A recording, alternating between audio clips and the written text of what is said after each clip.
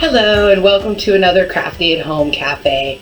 I'm Meg Miller, an Adult Services Librarian here at Pflugerville Public Library, bringing you some fun crafts at home while we are social distancing and not having in-person programming at the library. So if you were one of the first and this time around 40 people to sign up, you will have been able to come and pick up your material supply kit. Now this is a heavy one. Today's craft is a DIY garden stone, so you're going to get a pretty hefty bag with some materials in it. Let me show you what we've got here. So you'll actually be getting 2 bags of seashells. You'll have a Ziploc bag full of stones and gems and different fun little things. The part that will seem a little strange, you'll have a couple of butter knives in there. So as a way for us to stir our mortar without having to really have something super heavy. So you'll get some Ziploc bags pre-measured with 1.9 pounds of a Quikrete Type S mortar. And then we went with some measuring cups here from the Dollar Tree that you'll have to mix up in before you pour. And you'll be pouring into some donated little trays. If you participated in our paint pouring program the previous month, these trays will be very familiar to you, but they're going to work perfectly for this craft. And that will be it. So we'll get all our supplies ready and get crafting. So that wasn't quite it. As we were preparing the material bags for this craft, we went a little bit of a different direction. I couldn't end up getting enough butter knives for stirring, so each kit will only have 1 knife, but instead we went with a silicone scraper spreader spatula that'll allow you to smooth out the mortar a little bit nicer in preparation for putting your stones in. And as I mentioned, it's a heavy one, so we have decided to use last year's canvas tote bag to send this kit out in, because it's a little bit easier to carry such a heavy weight in it. So now we're ready to get crafting. Okay, so we've got all our supplies laid out for our garden stones. I'm only going to do 2 different pours today, but you guys will get the supplies for 4. As I said, this is a Quikrete Type S, so kind of the smoothest that Home Depot had. A whole giant bag of this is less than $10, so really not too bad. And 1 bag of the Quikrete measured out is 1.9 pounds and is going to take 4 ounces or half a cup of water right about to get the consistency that you want. So I am actually going to do the water in first. I'm using a bottle I refilled from the sink, and I'm just going to measure out right to the 4-ounce line on our mixing here. I'm going to open my bag and start pouring in some of the mortar mix, probably around half-ish. I'm going to mix that up some with my knife here, making sure I get all of it, and then I'm going to add in the rest of my mortar mix here.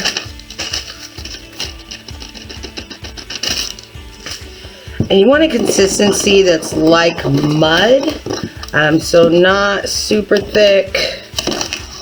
Where here you can see I don't have enough water, so I'm just going to add in a little bit of water at a time, and I'm going to get it up here a little bit more. There we go. Really get in there, making sure I've got all of it around. I don't want to add too much extra water because it will take it longer to dry, so I'm just doing tiny increments. And now I can see I really have a fully moistened set of mud that's here and ready for me to put into my trays.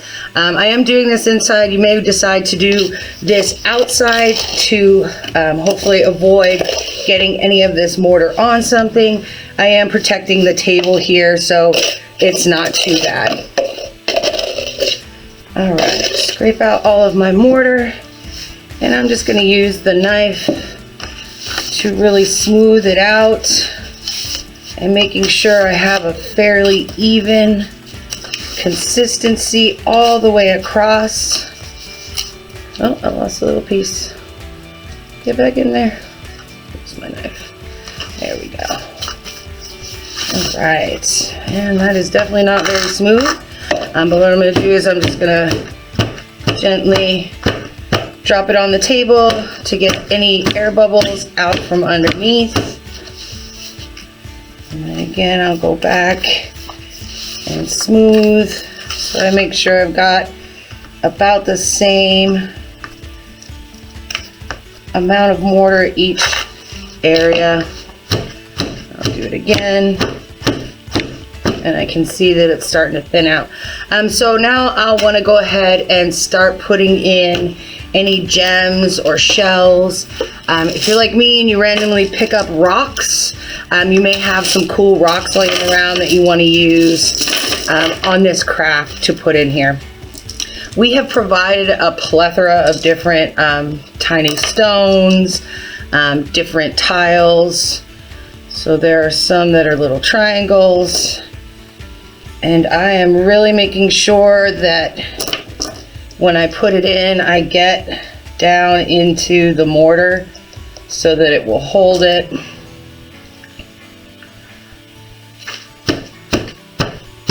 I don't want it to go all the way around them so they aren't seen, but I definitely want to have them around. All right, I'm going to do a little almost mandala, so I'm making sure that's to the top. I'm just going to come around here. That actually might not be the side that I wanted. Oh, this I definitely want a little closer. Still pushing all the way down so that the stones are flush with the mortar itself. Let's see. These ones I've got a little ridge here, so this side I'm going to come out with right here. And let's see. That same one. Not quite. And by doing that little drop, I really get the mortar to go right around the stones. You're going to want to go fairly fast. So if you want to set out your design ahead of time, that might be a little bit better for you, so you don't feel so rushed. Or you could just kind of go free hand here and just add as you desire. With the knife, if you want, you could even add little designs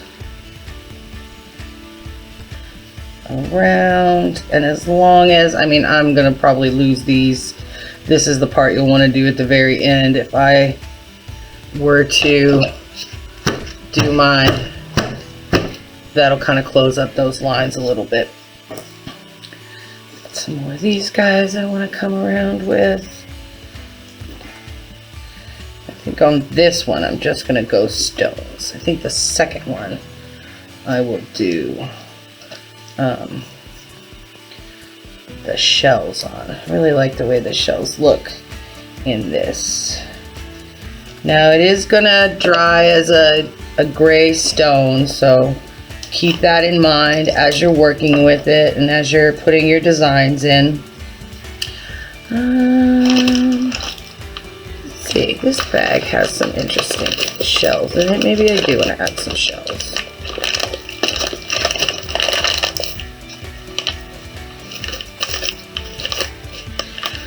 The bags are just tied with some raffia. It takes a little bit to get off there. All right, here we go.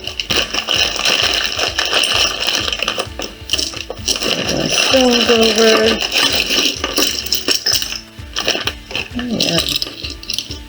Got some little babies here. I think that might be kind of cool. All right.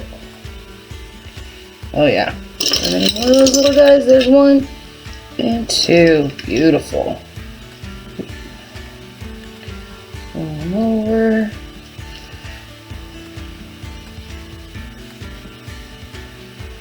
There we go. I think that's pretty good for this particular garden stone. So I'm going to go ahead and set that aside for the tough part of this craft, which is waiting until it is ready for drying. And since we have the mortar on the inside, it's not going to be quite as easy to measure the 4 ounces in our measuring cup with the second go round. So if you've got a half cup nearby, you can use that to measure out your 4 ounces, or if you've got another measuring cup around, you can use. So I'm just going to add that water in there, get my second bag of mortar, mixing knife, and I'm going to go in there.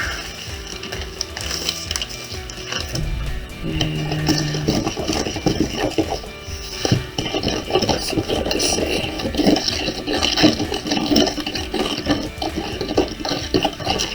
Alright. Mortar.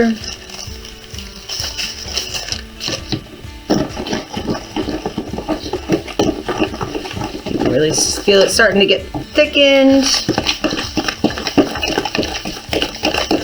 And so this is going to be too thin for your mortar. This is about 2/3 of my mortar mix. There's my last little bit. Alright, and now we should really start to see it thickening up. There we go. Gets a little harder to spin. Get some of the dry mortar off the side. Really mix it around. Make sure I don't have any other dry spots in there. I can also kind of see on the side if I have any dry spots. Kind of move through with the knife. If you've got an old spatula that you don't need to use for food anymore, emphasis on the don't need to use for food anymore part, you might decide to use that to kind of thin out your mortar and make it a little bit more even. A piece of cardboard could also work if you're looking to kind of thin out and straighten across your top. All right. There's the mortar here. So I'm just gonna lay it flat again. Set this to the side. Make sure I get it into my corners.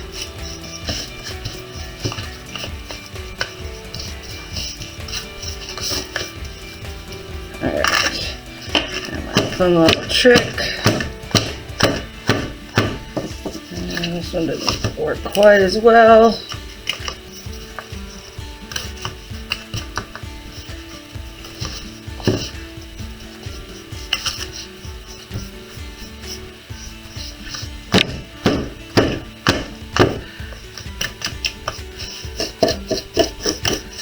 Looks like some of those little pieces maybe weren't quite as mixed as well, so I was able to just mix them back in from here. Empty on that side. All right. There we go. All right, and this time around, I definitely want to use some of these shells have like a cool pink. Oop. I'm going to go from each side. Now with these shells, there's going to be a bit of a void underneath, so I'm really going in there until I kind of see it around. Ooh, this one's kind of an orange. Making sure I'll see some bubbles pop up.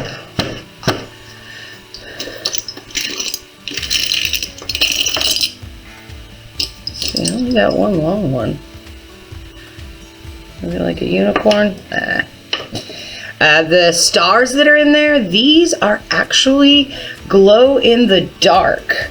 So hopefully your stone, as you have it outside, getting all of the UV rays, will really pop out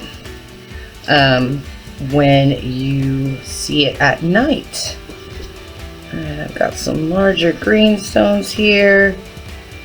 I'm gonna go 1, 2, 3.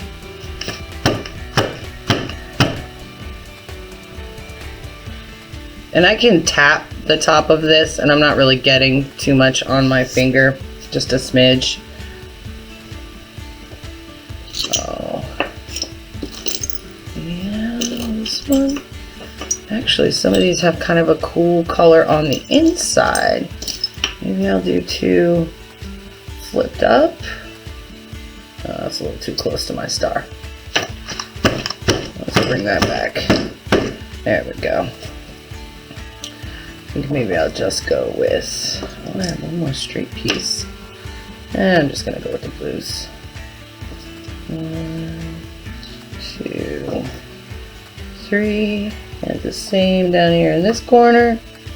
I'm gonna go 1, 2, 3. Oh yeah, I like that. That turned out really cool. I think we need some more blue ones. Although I will say, the little star guy is getting a little too far in there. I want to make sure I can still see him as a star. When I was preparing for this one, I did see that some folks actually lay down their designs in the tray ahead of time and then put the mortar on top. However, with this little setting motion that I've been doing, when I did that, a lot of what I had really disappeared into the mortar itself, so I wasn't able to see it when I took it out of the tray. Some of what you have is actually some sea glass as well. Be careful with the edges. Some of those pieces may have broken in transit, so we don't want you to cut yourself. I just kind of have some broken pieces left over here. Something like that would probably make a really cool mosaic. Let's see. Down here, I got another piece of that darker blue. I do. I knew there was a good reason to keep all of these little broken pieces, but I'm being very careful when I pick them up so that I don't get any cuts or anything like that from the glass.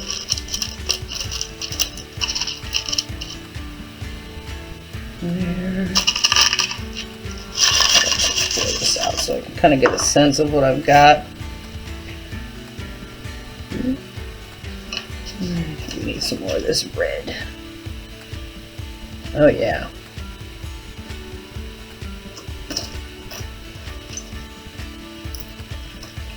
There's teal here.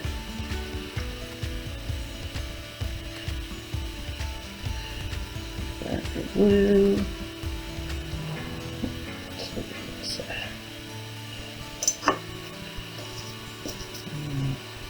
Fun little shape right here.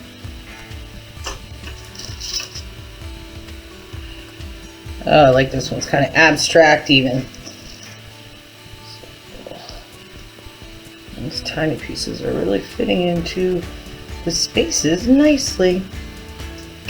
Be a good guy here. Blue over here. Lighter blue. Actually, I can see that the back sides of my shells have disappeared into my mortar. So that should be alright. They should stay nicely then. I think maybe a pink right here. A little bit of a red. Alright. Yeah? What do I think? Let's go with some red right there. Some spots. That was a little too long. This one. Oh, that was pretty good.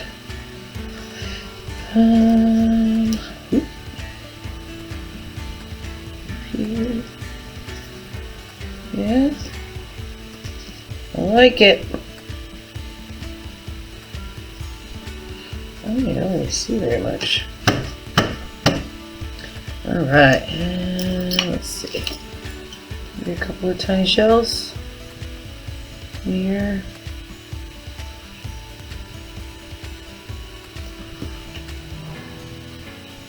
Tiny shells. Let's see. Swap out this little piece for a tiny shell. And one more tiny shell. So, there you have a couple of garden stones that you can lay out in your yard. So this one maybe I will do a little bit of a design.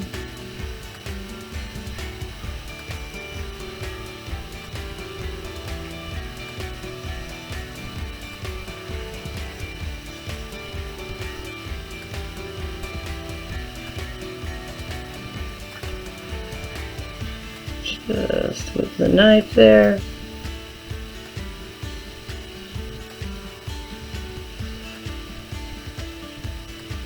Something like that.